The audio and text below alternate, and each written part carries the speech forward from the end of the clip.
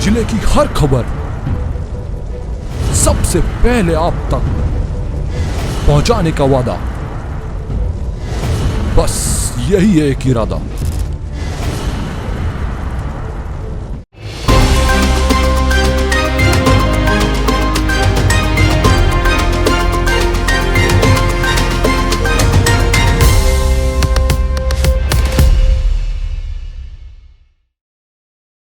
नमस्कार, आप देख रहे हैं पंद्रह 24/7 कृष्णा सिंडे के साथ।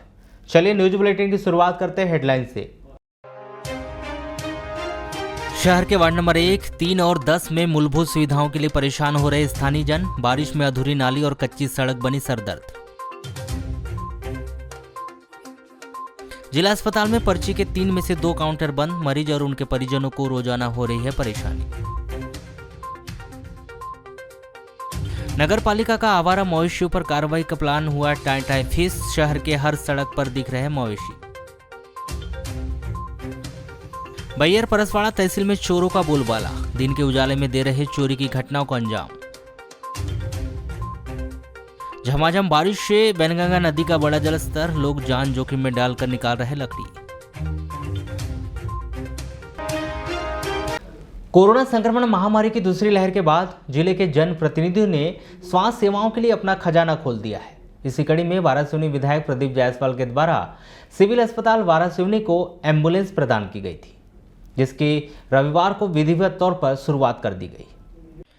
वारासिवनी के शासकीय सिविल अस्पताल में रविवार को एम्बुलेंस लोकार्पण कार्यक्रम का आयोजन किया गया, जिसमें क्षेत्रीय विधायक प्रदीप जायसवाल के द्वारा विधायक निधि से 22,50,000 रुपए की लागत से सर्व सुविधा युक्त एम्बुलेंस वारासिवनी अस्पताल को सेवा के लिए हरी झंडी दिखाकर समर्पित की गई।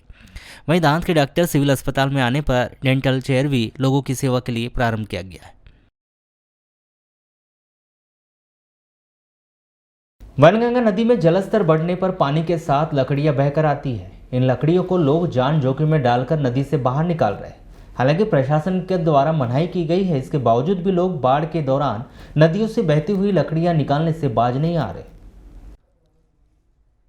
नदी में पानी आने पर नदी में पानी का तेज बहाव रहता है। घटना होने का खतरा बहुत ज्यादा बना रहता है। इसके बावजूद भी लोग अपनी जान को खतरे में डालकर बाढ़ के दौरान नदी से लकड़ियां निकालते हैं।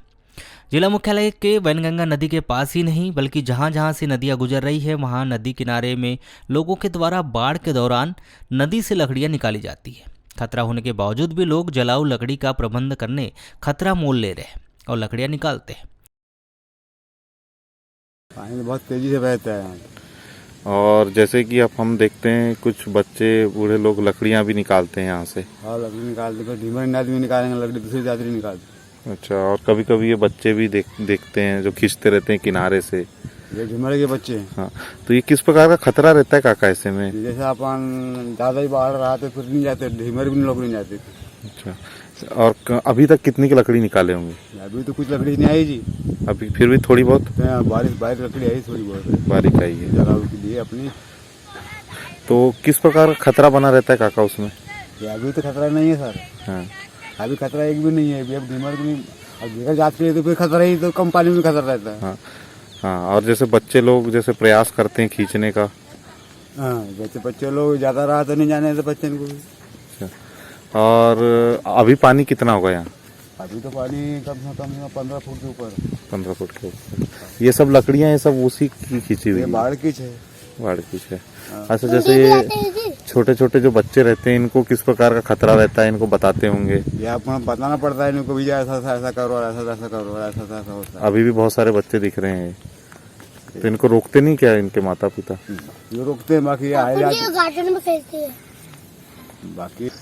अभी जैसे कि आपने वैनगंगा नदी से लकड़ी निकाले हो। हाँ। कैसे लकड़ी निकालते हो आप लोग? हाथ से ही गिरी पड़ी है इधर, लटकी लुटकी। अच्छा, ये लकड़ी कहाँ से आती होगी काका?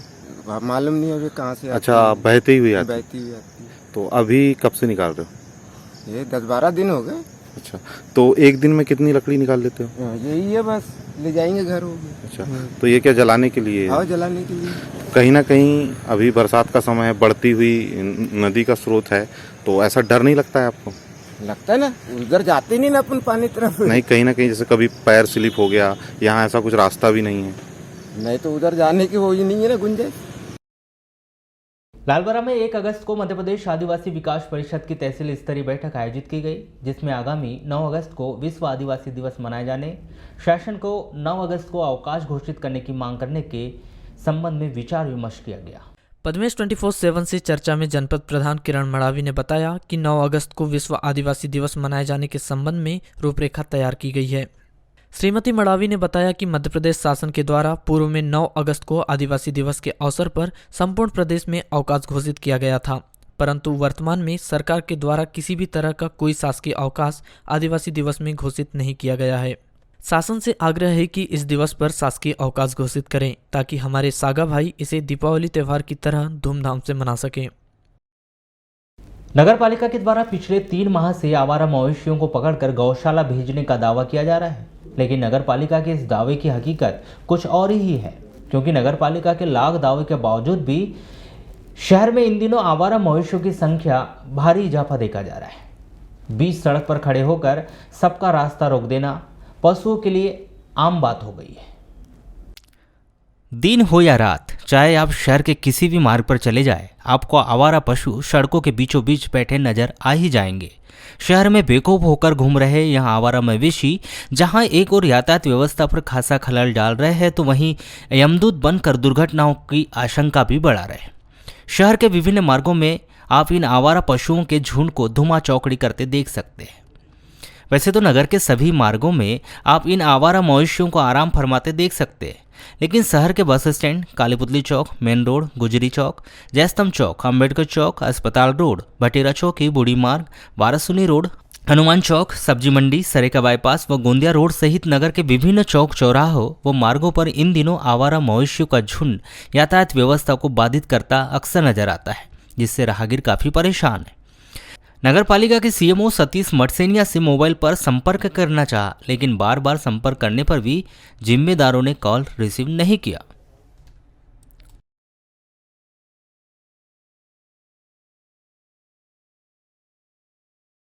जिला अस्पताल में मरीजों की सुविधा के लिए शासन के द्वारा वैसे तो कई सुविधाएं दी जा रही है, लेकिन मैदानी स्तर पर उसका सही क्रियान्वयन नहीं होने के कारण यहां पहुंचने वाले मरीज, उनके परिजनों को परेशानी का सामना करना पड़ रहा है। दरअसल जिला अस्पताल पहुंचने वाले मरीजों को सुविधा उपलब्ध करवाए जाने के लिए जिला अस्पताल के मेन गेट, सर्जिकल वार्ड और ट्रामा सेंटर 3 स्थानों पर पर्ची बनाए जाने की व्यवस्था रखी गई है, जिसमें से मुख्य गेट के सामने तो पर्ची बनाई जा रही है, लेकिन अन्य 2 स्थानों पर पर्ची बनाए जाने का काम नहीं किया जा रहा है, जिस कारण लोगों को पर्ची बनाने के लिए बड़ी परेशानी का सामना करना पड़ता है। आपको बता दें कि अकेले जुलाई माह में ही 10,438 लोगों ने जिला अस्पताल से पर्ची बनवाई थी, जिससे आप अंदाजा लगा सकते हैं कि रोजाना कितने लोगों को पर्ची बनाने के लिए बड़ी परेशानी उठानी पड़ रही है। भर्ती करवाना है। किसको? वो है महिला, गर्भवती महिला को। तो चिट्ठी बनाने यहाँ क्यों आ रहे हो? सर ऑफिस बंद है। अच्छा, ऑफिस बंद है, चिट्ठी नहीं बन रही है? नहीं सर, तो यहाँ भेजे ना, यहाँ बन रही। अच्छा, यहाँ बंदरी करके भेजे, बन गई चिट्ठी। जी सर। कितने रुपए लिए? पैसे नहीं लिए। पैसे नहीं लिए। अच्छा, वहाँ क्यों बंद है, ऐसा पूछी नहीं आपने? नहीं सर, वहाँ कोई नहीं था ना। कोई नहीं था, तो हम सीधा इधर ही आए। जिला अस्पताल के सिविल सर्जन ए.के. जैन ने बताया कि यह मामला उनकी जानकारी में नहीं है। वे कंपनी के सुपरवाइजर अजय से बात करेंगे और पूछेंगे कि सर्जिकल और ट्रामा सेंटर में पर्ची का काउंटर क्यों बंद रखा गया है। यदि काउंटर बंद रहता है तो उसे तुरंत शुरू करने के लिए कहा जाएगा, क्योंकि लोगों की सुविधाओं को ध्यान में रखकर सर्जिकल और ट्रामा सेंटर में भी पर्ची बनाने के काउंटर बनाए गए। वहीं इसके संचालन का कार्य ठेकेदार को दिया गया है, जिसे प्रति पर्ची के हिसाब से 6 से 8 रुपए तक रोगी कल्याण समिति के द्वारा भुगतान किया जाता है। कल के कल उसे व्यवस्था बनाने के लिए कहा जाएगा और दोनों काउंटर शुरू किए जाएंगे, ताकि केवल बारिश ही नहीं बल्कि अन्य समय में भी लोगों को पर्ची बनाने के लिए दिक्कतों का सामना न करना पड़े। शहर का गौश नगर दरअसल वार्ड नंबर 10 और वार्ड नंबर 3 मुख्यतः 2 वार्डों के बीच यहाँ के स्थानीय निवासी मूलभूत सुविधाओं के लिए परेशान हो रहे हैं। सड़क के एक ओर वार्ड नंबर 3, दूसरी ओर वार्ड नंबर 10 2 भागों में बटा या क्षेत्र नाली का निर्माण न कराए जाने के कारण बारिश में नाली का गंदा पानी सड़कों पर बह रहा है। यही नहीं, नालियों की साफ सफाई न होने के कारण भी वार्डवासी नगर पालिका के प्रति बहुत अधिक आक्रोशित है। यही नहीं, लोग तो आगामी चुनावों में वोट न देने की चेतावनी तक दे रहे हैं। इस दौरान वार्ड नंबर 19 में सड़कें पूरी तरह से जर्जर हो चुकी है। लोगों को आवागमन में दिक्कतें हो रही है। बारिश में हमेशा यह समस्या बनी रहती है। नगर पालिका प्रशासन के द्वारा ध्यान नहीं दिया जा रहा है, वहीं पार्षद के द्वारा भी अब तक वार्ड के विकास पर ध्यान नहीं दिया गया। हमारे नाले की स्थिति बहुत खराब है, आप चल के बतलाते हैं हम आपको। वहाँ पर पूरा हमारे सामने से ऐसा पानी जाता है एकदम से, बच्चे लड़के रहते हैं खेलते हैं, पूरा रोड का पानी जाता है। और ये यहाँ से तो बिल्कुल ये क्या बोले ट्रैक्टर वालों ने पूरी रोड को खराब करके रखे यहाँ पर। चलो तो बिल्कुल ऐसे इधर पैर इधर इधर होते इंसान के। पार्षद से हमने बहुत बोले, बल्कि पार्षद कहता है कि मैं नहीं करता, ऐसा बोलता है। वो उधर का नाली का आया था तो वो उधर गड्ढे मोहल्ले का बनाया उसने, यहाँ की रोड भी नहीं बनाया उसने। इसमें बहुत ज्यादा परेशानी है, जब से बारिश के दिनों में तो और ज्यादा परेशानियां होती है। पानी आता है पूरा हमारी दुकान में, पानी जब गाड़ियां चलती है तो पूरा पानी उड़ के आता है अंदर तक के पानी, है ना। कई बार इसके लिए नई निर्माण तो हुआ नहीं है 10-12 साल से लगभग, और कई बार इसके लिए शिकायत भी कर चुके हैं, लेकिन कुछ हुआ नहीं है अभी तक के। पार्षद जी स्वयं खुद ये रोड से चल रहे हैं, बताने की आवश्यकता नहीं है, बता दिए कई बार। नहीं, नालियों की साफ सफाई तो कुछ भी नहीं है अभी है? नहीं, बारिश का पानी जो आ रहा है उसी से साफ सफाई हो रही है। साफ सफाई तो ऐसी अलग से कुछ है ही नहीं अभी, है ना। उस साइड की रोड जो है देख रहे हो आप, नाली का हाल जो है, उस साइड की नाली अभी तक के बनी नहीं है। उसके लिए कई बार आवेदन दे चुके हैं लोगों ने, लेकिन अभी नाली की बनी नहीं है वहाँ से उधर से। वार्ड नंबर 3 निवासी सईद खान ने बताया कि नालियों की समस्या को लेकर सीएम हेल्पलाइन में शिकायत की गई थी, लेकिन इसके बावजूद भी नालियों का निर्माण कार्य नहीं किया गया। नगर पालिका के कर्मचारी कहते हैं कि पहले शिकायत वापस लो, तब नाली बनेगी। परेशानी ये है कि अपन सीएम हेल्पलाइन में फोन लगाओ, वो वहाँ से पार्षद को लगाएंगे या नगर पालिका वालों को लगाएंगे। ये सुनते हैं और आके कहते हैं बस रिपोर्ट कटवा दो, हम साफ सफाई करवा देंगे। सफाई करवाते नहीं है भैया। हमने शिकायत किए थे, नाली की बदबू बहुत आ रही है और सांप बिच्छू सब कीड़े मकोड़े आ रहे हैं घर के अंदर, छोटे छोटे बच्चे हैं, पूरे मोहल्ले वाले परेशान हैं और रोड चलने लायक है नहीं। वहाँ से आदेश देते हैं नगर पालिका वालों को, मगर नगर पालिका वाले आते हैं, सबसे पहले उनका यही सवाल रहता है कि आप मेरी रिपोर्ट वापस लो, इसके बाद ही मैं काम करूंगा। सड़क का तो भैया सालों हो गए नहीं हुआ, और ये करते भी हैं तो थूक लपेटू काम करते हैं। बारिश में तो भैया इतना पानी भर जाता है घुटने तक, आदमी जा नहीं सकता, औरतें तो निकल नहीं सकती घर से। मांग जब भैया रोड बन जाए, नाली की साफ सफाई हो जाए। निवासी जाहिद शेख ने कहा कि यदि नालियों का निर्माण कार्य समय पर हो जाता तो वार्ड वासियों को बारिश में दिक्कतों का सामना नहीं करना पड़ता, लेकिन इस समस्या को लेकर प्रशासनिक तौर पर कोई भी कार्रवाई नहीं की गई। परेशानी ये है कि यहाँ नाली से पेक पानी जाता है, रोड के ऊपर से चले जाता है और आने जाने वालों को भी दिक्कत होती है। नहीं, नाली का तो निर्माण नहीं हुआ है। नाली बनना चाहिए मेरे हिसाब से, अगर गहरी नाली बनती है तो पानी निकासित हो सकता है। ये लापरवाही तो देखो, अगर नाली बनी रहती तो गंदा पानी जमा नहीं होता। अगर नाली चौड़ी बनी रहती, गहरी नाली रहती तो पानी निकल जाता, किसी के घर के सामने पानी जमा नहीं होता। वार्ड नंबर 3 निवर्तमान पार्षद साबिर मंसूरी ने बताया कि बहुत से नाली निर्माण कार्य और सड़क निर्माण कार्य स्वीकृत हो चुके हैं, जिसके लिए प्रशासनिक स्तर पर प्रक्रिया चल रही है। गौस नगर में जो साबरी मंजिल से लेकर के पैरागान जूते चप्पल वालों के घर तक का जो एरिया है, वहाँ की नाली स्वीकृत हो चुकी है। और गौस नगर में जो KM कुरैशी वकील से लेकर के शारदा मंदिर तक और शिवपर कॉलोनी की नालियों के भी टेंडर हो चुके हैं। एक टेंडर 8 लाख रुपए का है, एक टेंडर 32 लाख रुपए का है, और इनका ठेकेदारों को वर्क ऑर्डर भी जारी हो चुका है। और अभी सबसे भारी समस्या बनी हुई है KGN मस्जिद के सामने जो पानी भरा हुआ है, वहाँ पर भी बहुत ज़्यादा पानी भरा है और वहाँ से जनता को आने जाने में काफ़ी दिक्कतों का सामना करना पड़ रहा है। उसकी भी वो वाली भी नाली का निर्माण अभी जिस तरह पानी रुक जाता है तो ये मान के चलिए महीना 15 दिन के अंदर ठेकेदार लोग उसको बनाने का निर्माण कार्य शुरू कर देंगे। लालबरा जनपद पंचायत कार्यालय के समीप स्थित शासकीय आवास में निवासरत तहसील कार्यालय के माल जमादार संजय पचौरी के निवास में 31 जुलाई से 1 अगस्त के मध्य अज्ञात चोरों के द्वारा मकान के सामने का ताला तोड़कर अलमारी में रखे लाखों रुपए के जेवरात व 1 लाख रुपए नकदी पर हाथ साफ कर दिया गया। इस मामले की जानकारी मिलते ही थाना प्रभारी रघुनाथ खातरकर एवं कार्यवाहक थाना निरीक्षक विजय सिंह बघेल पुलिस बल के साथ मौके पर पहुंचे एवं घर के बाहर टूटी हुई जाली व अंदर मौजूद अलमारी सहित नगर के अन्य हिस्सों में जांच पड़ताल की, जिससे पश्चात बालाघाट से फिंगरप्रिंट एक्सपर्ट्स को बुलाया गया। मेरे घर में गुरुवार को करीबन 2 बजे हम लोग ससुराल गए थे, तो वहाँ पे मैं अपनी वाइफ और बच्चों को छोड़ के आया। शुक्रवार को मॉर्निंग में अपने ऑफिस में वर्क किया और शनिवार को 9 बजे मैं यहाँ से भंडेरी के लिए, ग्राम भंडेरी के लिए निकला और आते समय टाइम होने की वजह से मैं अपने ससुराल में ही रुक गया। तो बाजू वाली आंटी ने बताई कि आपके घर में चोरी हो गई है। कब बताया आपको, कब जानकारी लगी? सुबह। आज सुबह।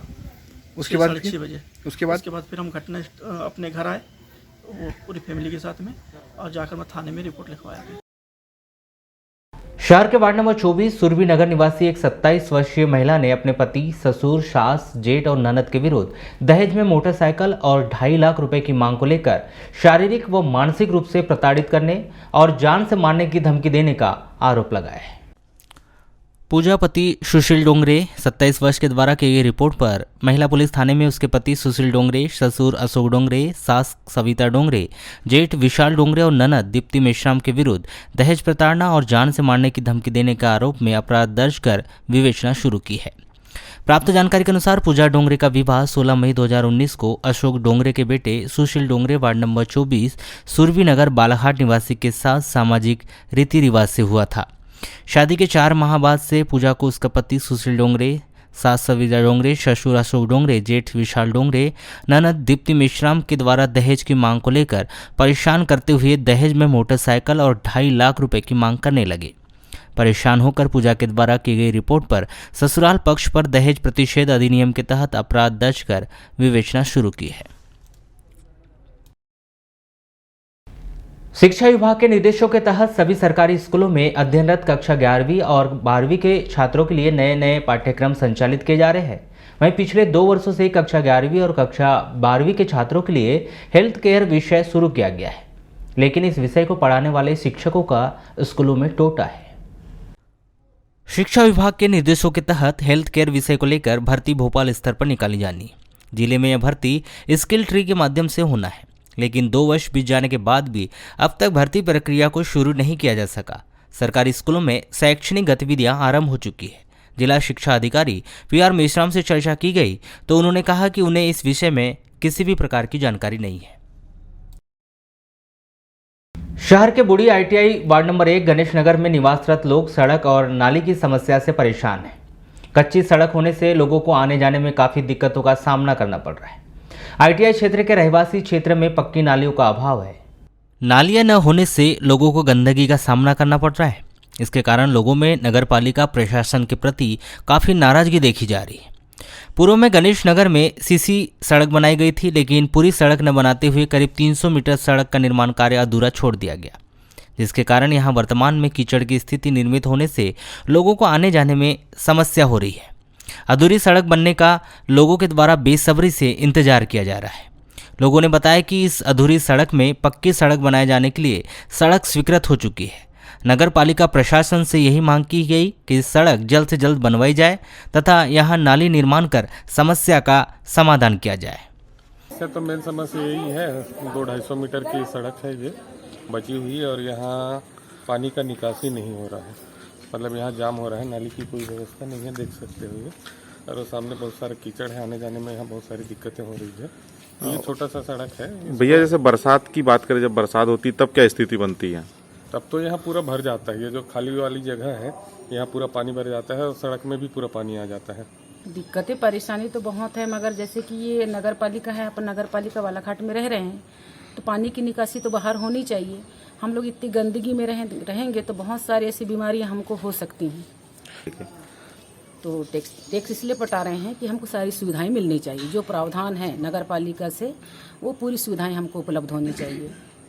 क्या मांग करेंगे नगर पालिका प्रशासन से? नगर पालिका प्रशासन से यही मांग करना चाह रहे हैं कि जो नालियाँ हैं जो अभी कच्ची हैं उनको मतलब पक्की की जाए और पानी बाहर निकासी की जाए उसकी। यहाँ तो सबसे बड़ी बात यह है कि खाली प्लाट है तो वहाँ खूब पानी भरा रहता है। वो पानी हम दूसरे प्लाट का पानी रोड काट के अपने प्लाट में लाते हैं तो वो पानी हमारे घर के अंदर गटर में घुसता है। इसलिए इसमें रोड बनाई जाए और नालियाँ पक्की बनाई जाए।